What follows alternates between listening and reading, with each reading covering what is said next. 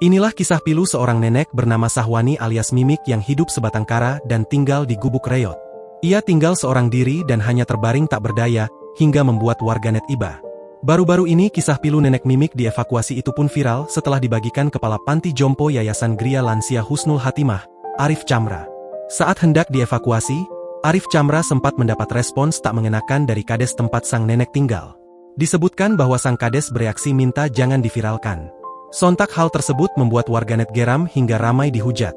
Arif Chamra merasa iba dengan kondisi nenek Mimik yang tak berdaya di dalam gubuk bambu seorang diri. Bahkan saat menyatroni lokasi nenek Mimik langsung di Dusun Lauk Bindung, Desa Landangan, Kecamatan Kapongan, Kabupaten Situbondo, Arif Chamra nyaris menitikkan air mata. Betapa tidak, lansia berusia 70 tahun itu tampak lesu dan cuma bisa tiduran di dalam gubuk. Tatapan mata nenek Mimik kosong saat didekati Arif Chamra dan petugas panti Gria Lansia. Iba melihat nasib nenek Mimik, Arif gerak cepat.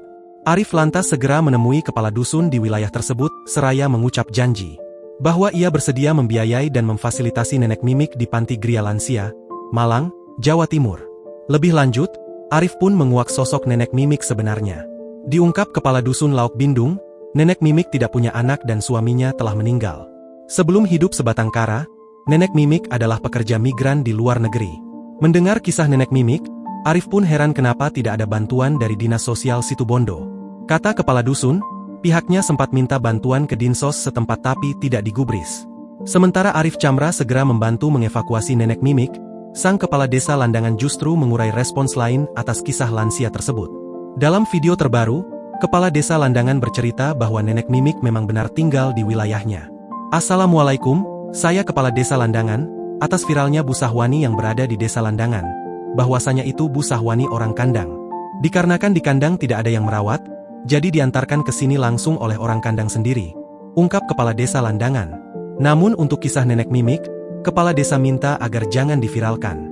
Alasan kepala desa adalah ia merasa kasihan dengan pemerintahan di Kabupaten Situbondo jika kisah nenek Mimik sampai viral.